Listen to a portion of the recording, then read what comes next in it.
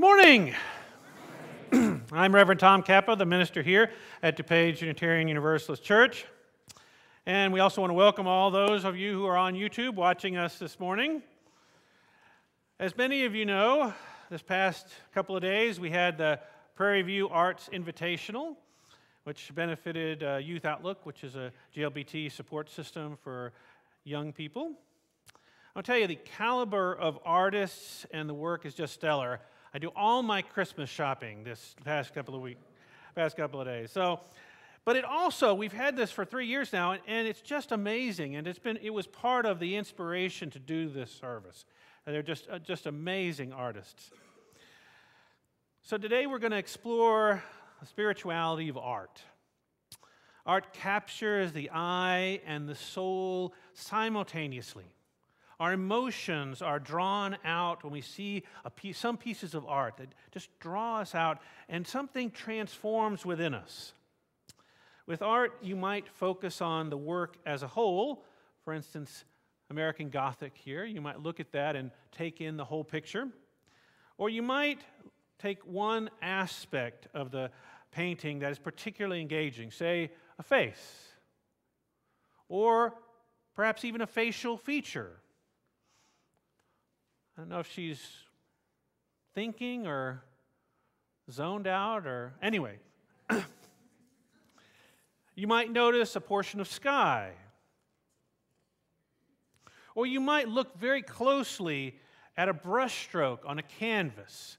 This one that really drew my eye, how the brushstrokes got such a texture to them. Or you might notice the differences in the surfaces of stone. Such different textures. So I invite us into the exploration of art through mind, heart, and soul with these words by Aristotle. The aim of art is to represent not the outward appearance of things, but their inward significance.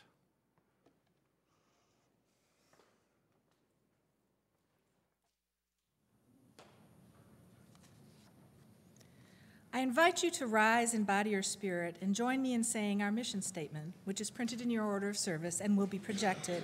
And please remain up for our first hymn.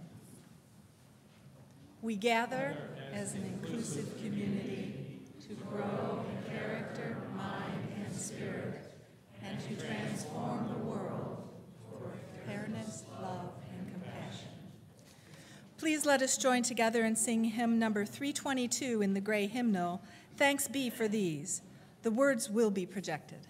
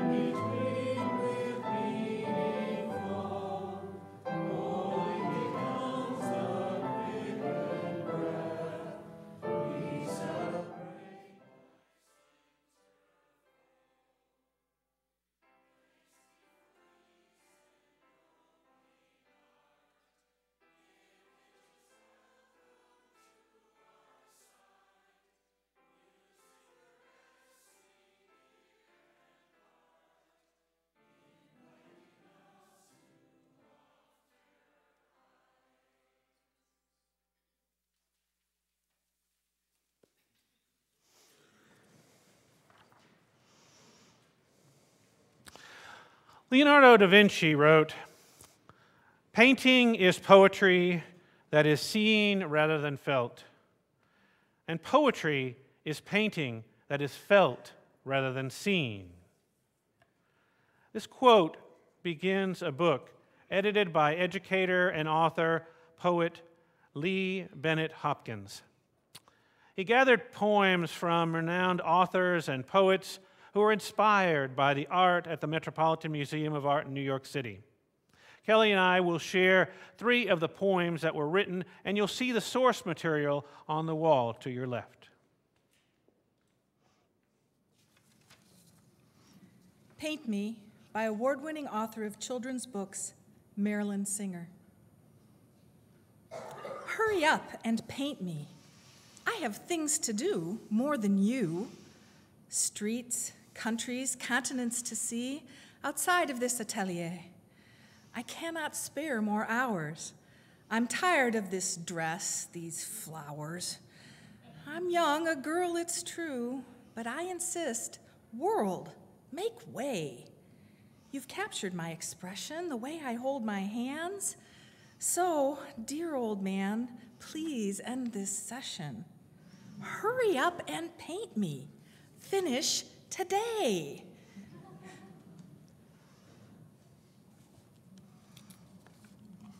Cat Watching a Spider by New York Times bestselling author and recipient of the 2013 Ezra Jack Keats Award, Julia Fogliano.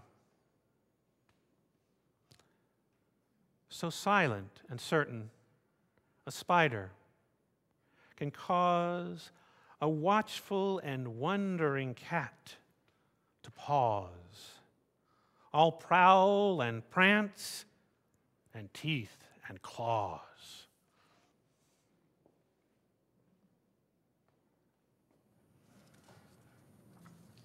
Dancing by award-winning Cuban-American author of children's books, poetry, and novels, Alma Flor Ada. Music fills the room as we play. 7 of us grow, taking up all the space, leaving only enough room for a couple to dance with quick steps, her hair flying in abandonment. Too absorbed by our music, which continues to take over the world, everything else forgotten, unimportant, like scattered litter strewn on the dance floor.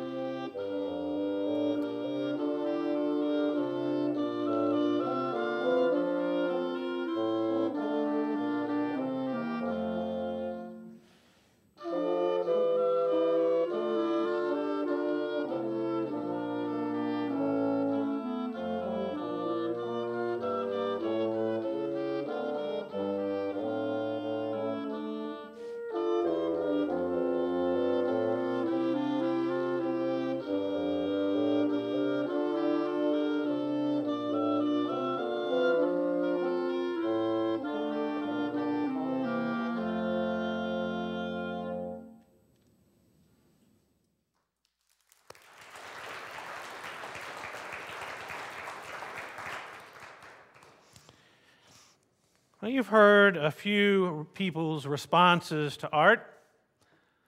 Now it's your turn. I'm going to bring you to a time of meditation, but it'll be a little different this time. Instead, you'll be reflecting on this painting. So take a deep, slow breath. I invite you all to do that. And bring your attention to this work.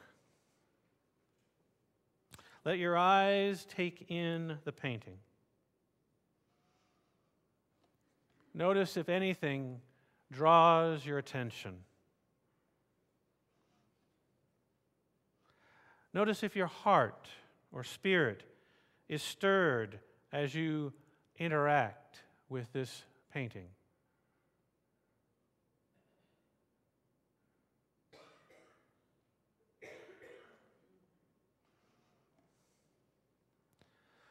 I'll take another slow, deep breath.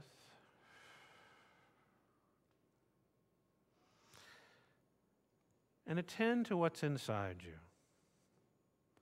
Notice if any words or sentences come from inside as you interact with this painting.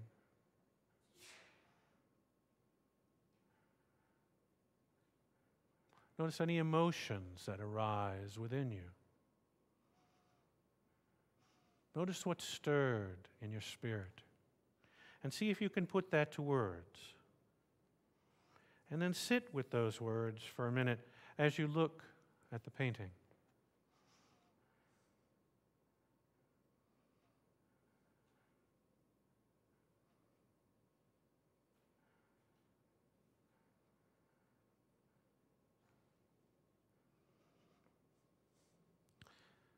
I'll invite you one more deep, slow breath.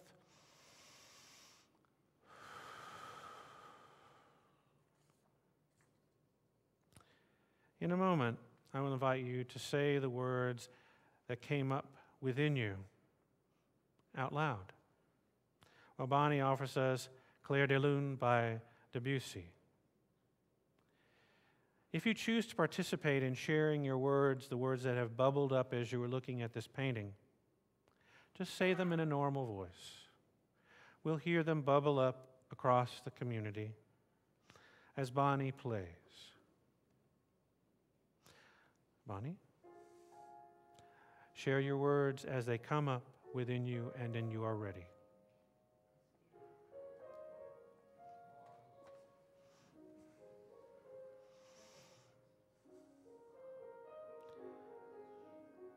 Sky.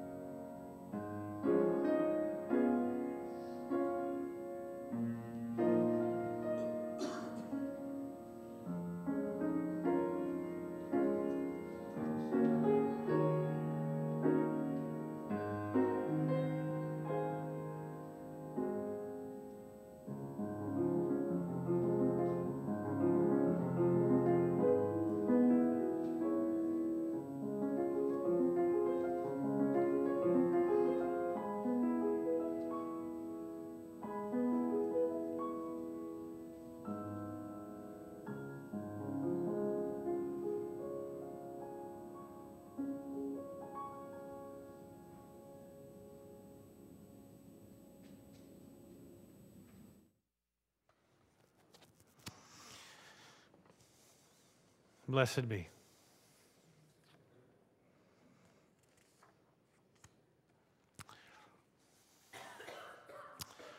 In Philosophy Now, the most widely read philosophy periodical in the English language, the editors pose a monthly question to their readers and to other professionals.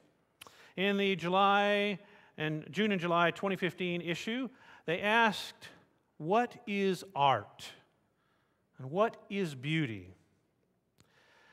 A number of academicians, artists, and professionals of various types responded. And I'm going to share with you some of their responses. Professor Sir Alistair George James McFarlane, British electrical engineer and leading academic, wrote, "Art is a way of grasping the world, not merely the physical world, which is what science attempts to do, but the whole world, and specifically the human world, the world of society and spiritual experience. And the answer is surely that it provokes an emotional rather than simply cognitive response. Art consists of shareable ideas that have a shareable emotional impact. Art need not produce beautiful objects or events, since a great piece of art could validly arouse emotions other than those aroused by beauty, such as terror, anxiety, or laughter." Mike Mallory is an attorney, and he wrote, "Works of art may elicit a sense of wonder or cynicism, hope or despair, adoration or spite. The work of art may be direct or complex, subtle or explicit, intelligible or obscure. And the subjects and approaches to the creation of art are bounded only by the imagination of the artist." Social scientist and communication technology designer Chiara Leonardi wrote, "Art is a means to state an opinion or a feeling, or else to create a different view of the world."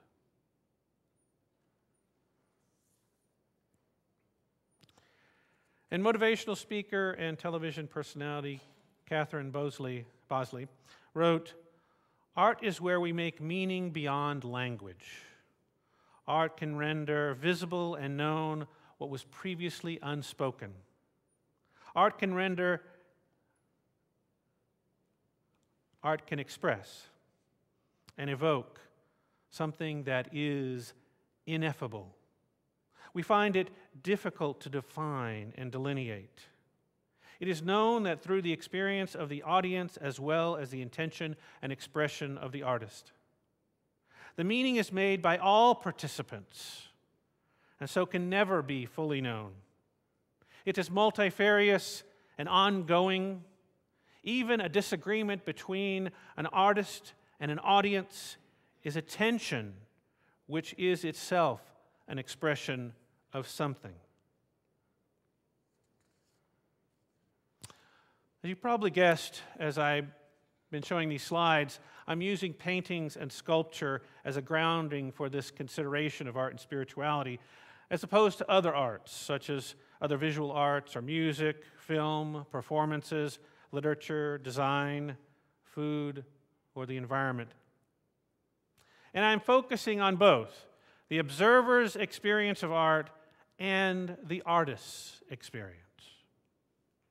Each of the pieces of art that I've chosen today are pretty familiar to some of us. And yet, even with familiarity, and even though a slide is projected on a wall that does not have the same impact as it would if you were standing in front of it, each piece could still draw you in, take you a little deeper. you could have engaged, I imagine, with any of the pieces of art that we've seen so far a little longer, considering its meaning, its backstory, your personal emotional connection, or spiritual stirring that the piece elicited.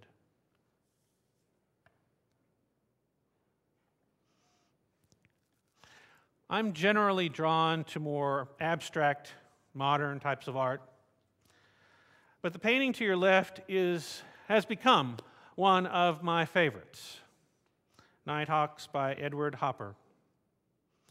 Nighthawks was painted in 1942 and Hopper's most famous work.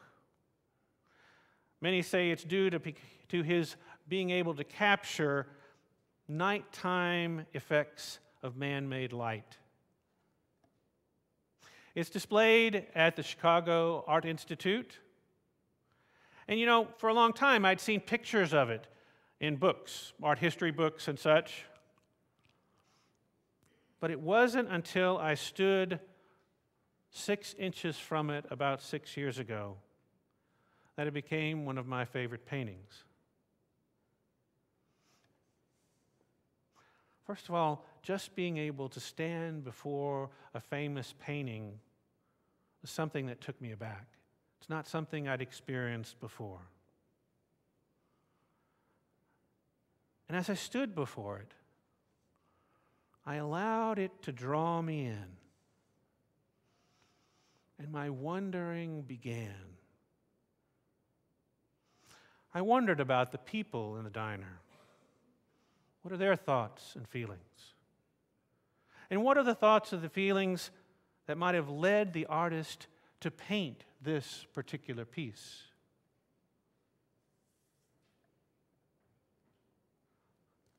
Nighttime. A small diner. One man alone with his back to us. A couple, or maybe they're not a couple, but they're sitting next to each other. A server in a white hat, white shirt. Seems almost archetypal. I thought about the man sitting alone first.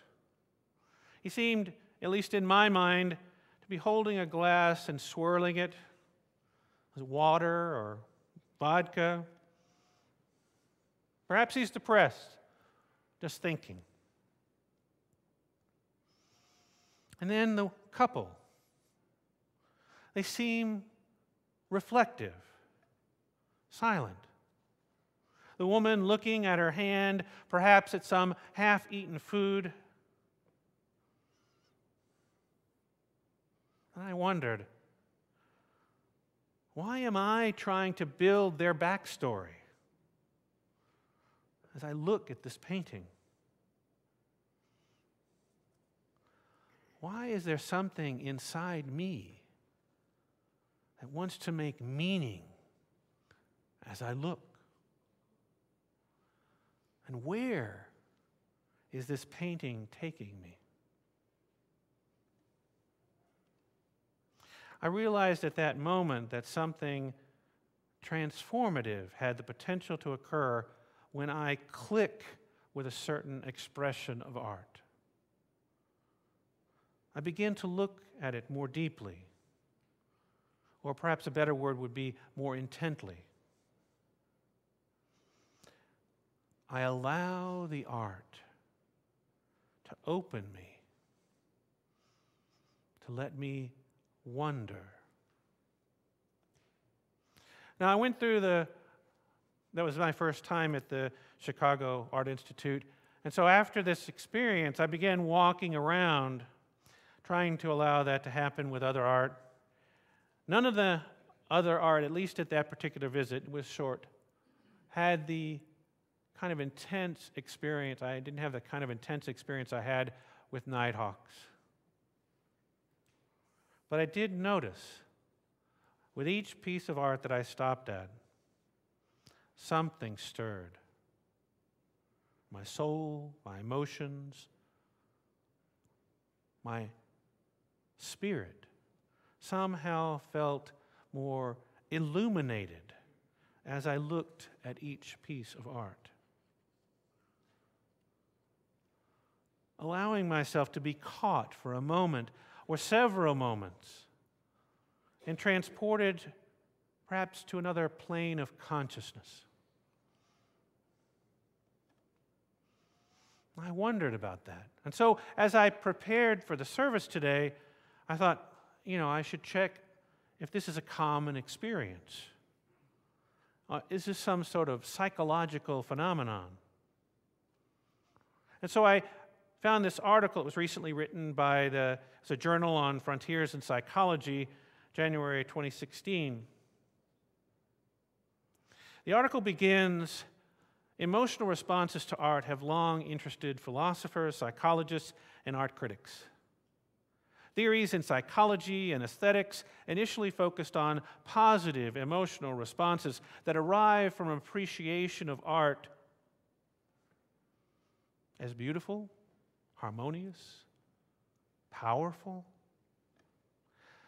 Recent studies have found that indeed emotions such as awe and wonder are frequently reported in relation to the contemplation of artworks. It's also been recently emphasized that affective responses to art are more diverse and often include other emotions such as sadness or nostalgia. The emotions can relate to the content of the art piece or a personal interpretation of the art. For instance, one may admire Caravaggio's skill in David with the head of Goliath, but also feel disgust at the very realistic representation of dripping blood, and the sadness about what the artwork may express.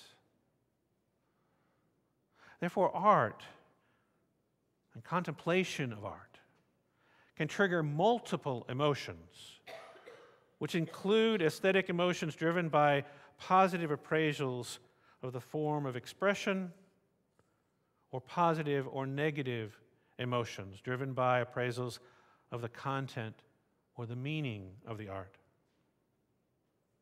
Now, that was the introduction, but they were doing research, and so the authors at the conclusion wrote this report on their results.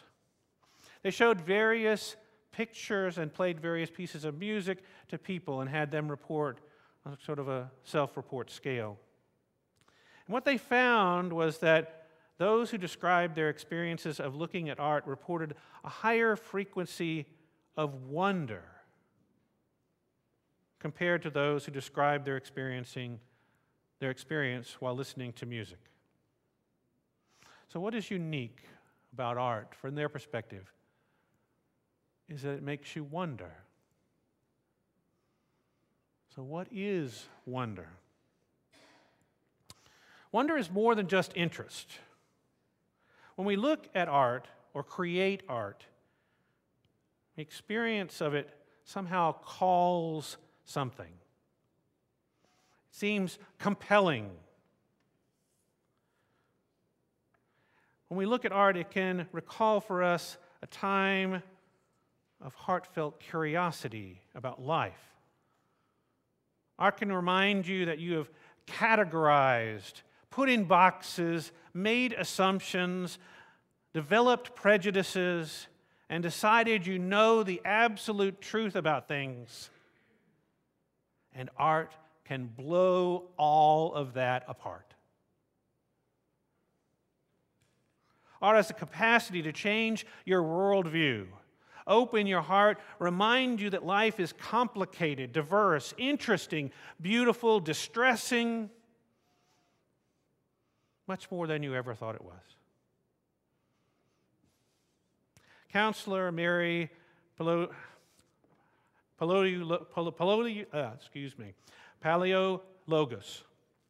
wrote in her blog, A Sense of Wonder. And she said, if you want to witness a natural display of wonder, just observe a child. A child's whole world is viewed through the eyes of wonder and excitement. A child makes no judgments of why things are the way they are. but a child is in awe of life as they experience it and views life with innocence, purity, and curiosity. Adults want to know what will happen, how it will happen, and when it will happen, as if it would give them some sense of control over their lives. Children, on the other hand, understand the magic of life. They see and feel it everywhere. Their sense of wonder is an innate quality they are born with and navigate their lives with. Seeing the world as always utterly amazing. Socrates said, "Wonder is the beginning of wisdom." To walk through life with a sense of wonder means you open up to a higher knowledge that is beyond the physical mind. Your imagination is the conduit to your higher self, which is your truest self, the one that knows the truth of who you are. Art. Art offers us the opportunity to tap into wonder and to reconnect with our imagination and ultimately with our higher self, our true self. I know, living in the world often means putting aside wondering so we can figure out what will happen, how it will happen, when it will happen, whatever it is, whether it's work or relationships or buying a house or whatever it is. And what does wonder offer us? Reflection, wisdom, imagination, opening up to that part of ourselves where truth, meaning, and purpose lie.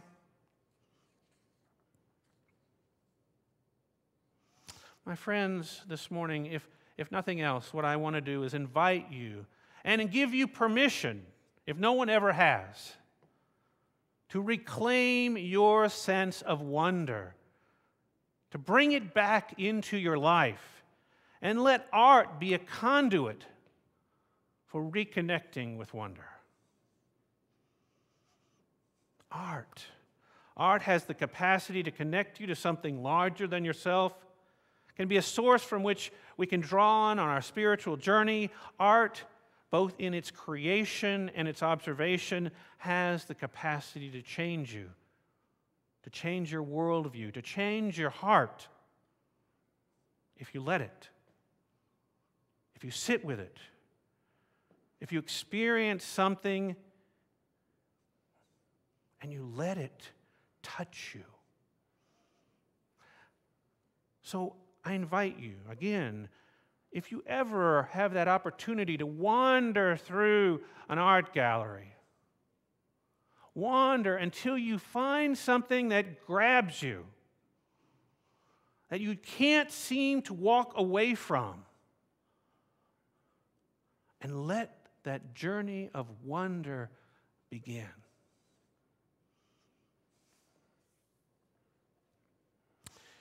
I leave you with this poem. It's called Studio.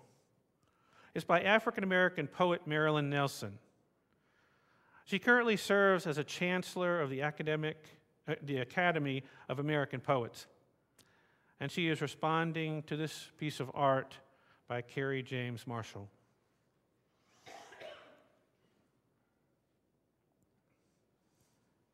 In this space, as quiet as laboratory, artists are as focused as kitchen staff at a 4-star Michelin restaurant, giving themselves to organized chaos. They were born with the compulsion, deeper than skin deep, deeper than black. Every cell in their bodies says, "Make art." And their heart repeats, "Make art, make art, make art." Here is the studio's silence. Artists demonstrate that freedom means exploring unlimited potential, playing a part in creation. How beautiful the human body is. how complex light is on black skin, how a story can emerge from colors, how a yellow curve can become a dog. Whether you're a woman, whether you're black, no matter who you are, you can make art. Art rebuilds our hope for a shared future. It restores our courage, revives our faith. Here in this studio, as on cave walls, our species reaches toward undying truths. Every work of art was once unfinished, part in this world, part imagined.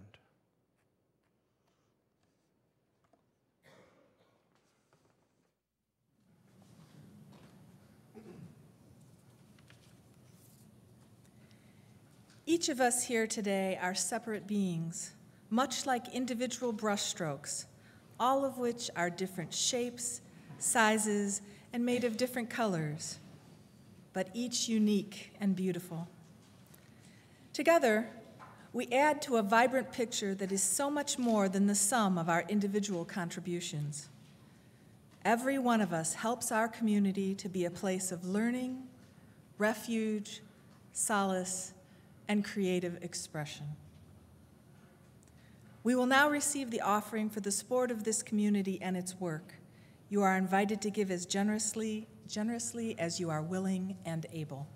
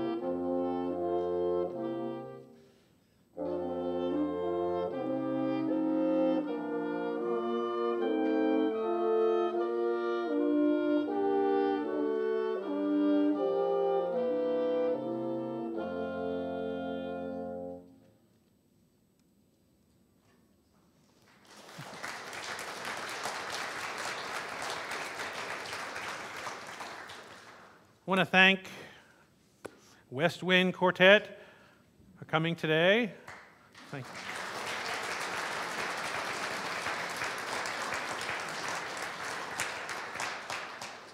I didn't do this last time, but we should actually know which person is which person. Colin Tang.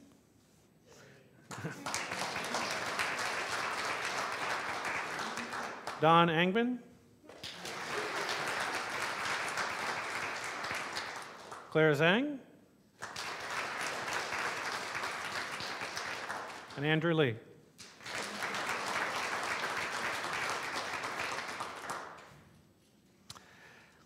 As we extinguish our chalice, let's not let the flame go out in our hearts. Let's carry it with us, opening ourselves to that direct experience of transcending mystery and wonder, affirmed in all cultures, which moves us to a renewal of the spirit and an openness to the forces which create and uphold life. I invite you now to stand or rise in body or spirit, and let's sing together. Hymn number 1008 in the Teal Hymnal, When Our Heart is in a Holy Place. The words will be projected to your left.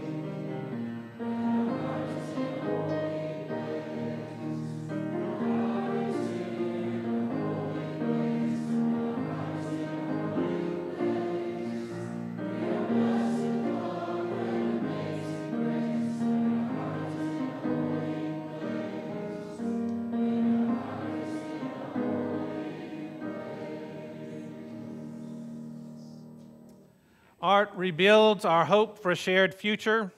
It restores our courage, revives our faith. Here in the studio, as on cave walls, our species reaches toward undying truths. Every work of art was once unfinished, part in this world and part imagined. My friends, we too are unfinished, part in this world, part imagined. Go forth and open yourself to that part yet imagined, yet to be in your life. I invite you to turn around and greet one another. Let us share the love of this community with one another.